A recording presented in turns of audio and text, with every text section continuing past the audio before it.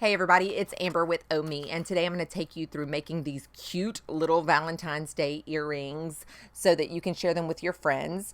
Starting with the word cute, these are kind of copies of the candy you used to get when you were younger, and I've got one in wood that I painted with acrylics and then sealed with Kmart varnish. I hope that I'm saying that correctly.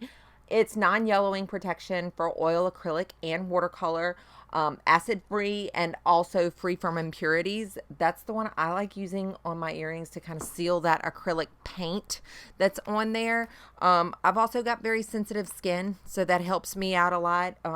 And I try not to use things that have too many chemicals in them because I break out if I look at things like that. So I'm very careful with those sorts of things. It doesn't bother me at all. Obviously, you just want to take good care when you are choosing products for things that are going up against people's skin. And I say that as somebody who gets red all the time from all sorts of things. So I also make these cute little earrings out of the mother of pearl acrylic that I get from Craft Closet. So those are very cool too. So you have lots of options with these small little Valentine's Day earrings. So let's go ahead and get started, and I'll show you what I did to put them together.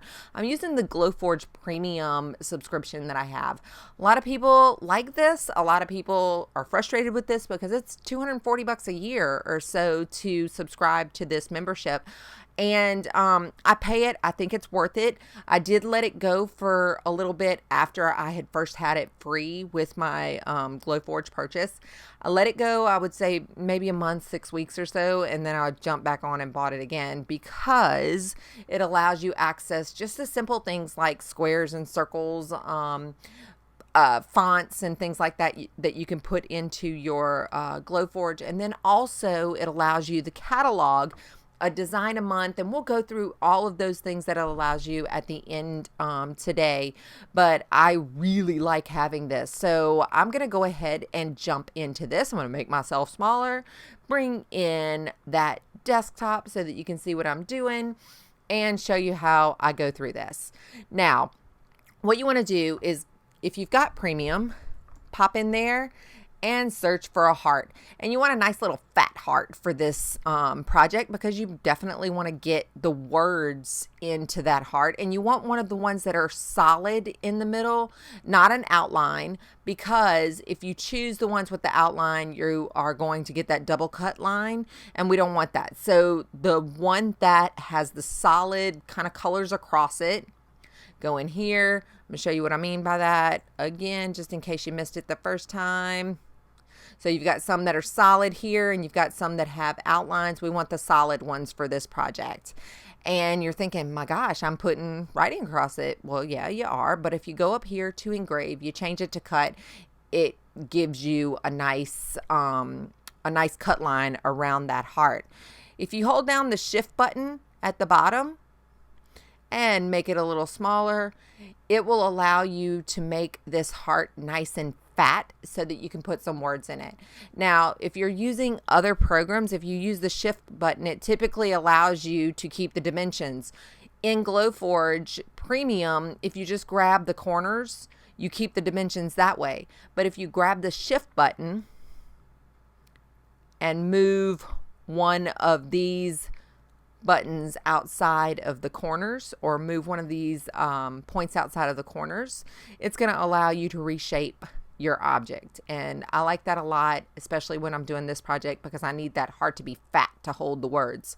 So I'll go over here and I grab something that is sans serif, which basically means without the little swoop in your letters, right?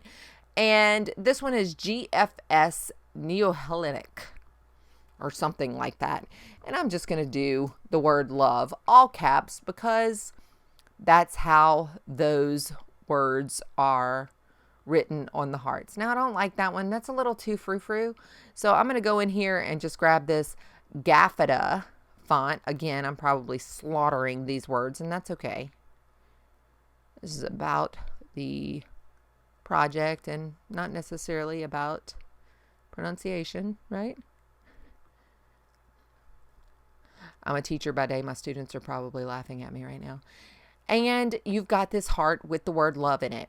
Now you go up here, make sure that love is on engrave, heart is on cut, and we need to make this guy a lot smaller before we put the Glowforge on it. Now I've got this little octagon here, sort of octagon. Well, it's six-sided. It's not an octagon. So it's on the side. I was cutting honeycomb type stuff earlier today. So it's over here on the left, and I've got the pins for it holding it down. It probably doesn't need the pins, but I'm just holding them in place just in case. I want to make sure that my Glowforge gets all the way through that maple hardwood that I've got there. And what I want to do is make this a little small, right? So I typically make it at least a 1/2 inch to maybe 3/4 of an inch tall.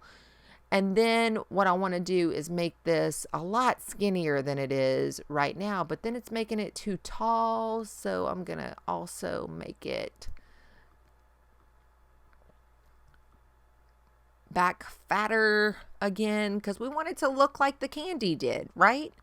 So if I get a lot closer to this so you guys can see what I'm doing, I am using the measurements of the rulers up top and on the side to see the actual size of these things, and that's still a little big.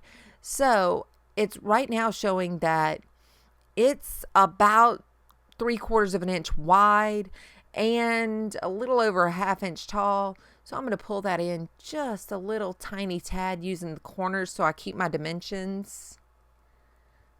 I'll zoom out, and I've got a little tiny heart, right? So when I put it up against the rulers, it's about a 1/2 inch wide and a 1/2 inch tall, which is good for this project. I'm going to pull it over to the side. This is just a piece of scrap wood that I have because I don't waste anything.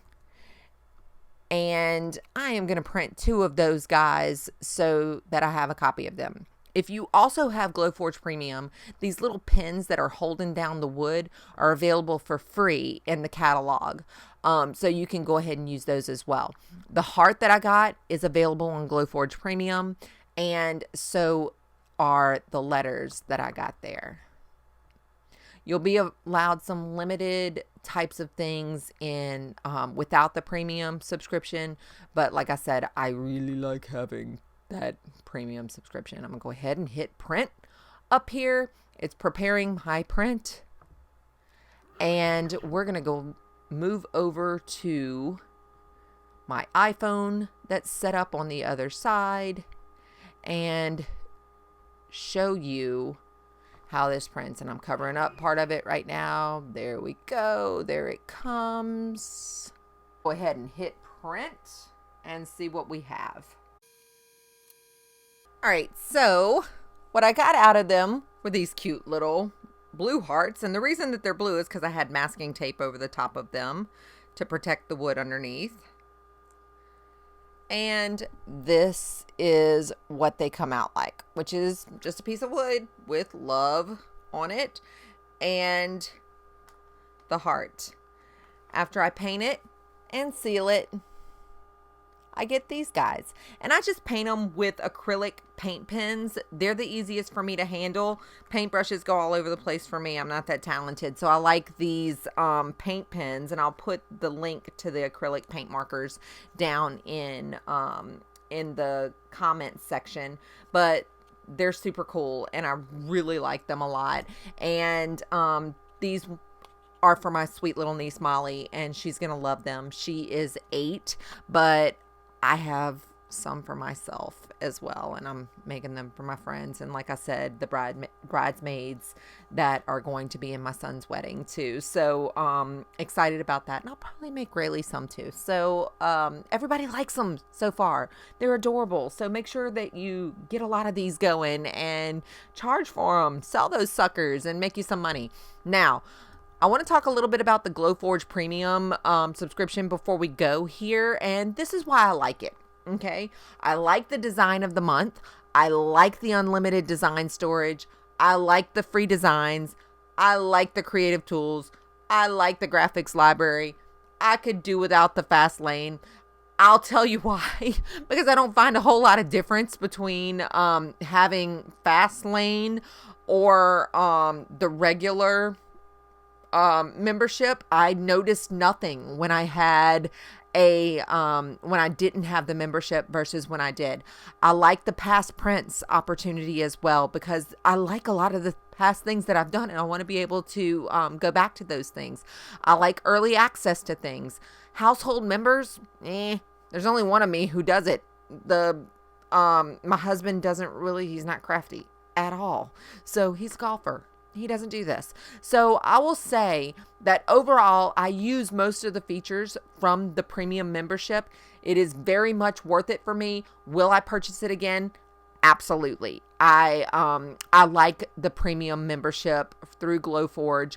There are lots of opportunities for lots of different types of printing in your catalog, free earrings, free things. Again, I don't use those as much because I draw my own patterns for the most part, but I have used the sunflower. I have used the simple earrings, the shapes and things like that, just to give my my earring collection a little bit of depth beyond just the things that I draw. I draw little cows and pigs, and I have license for a couple of different products that I do in my shop as well. So I typically just transfer those over to the Glowforge and use those. But I do like my premium membership, and I would suggest it, especially if you need storage, if you like the creative tools, if you're doing a lot of Glowforging, it's worth it. Now, if you're somebody who only uses Glowforge for your own designs, for your friends and your family, and it's just really just a very small hobby for you, it might not be worth it for you. You can draw your own circles in Photoshop. You can draw them in any sort of software. You don't even have to have Photoshop.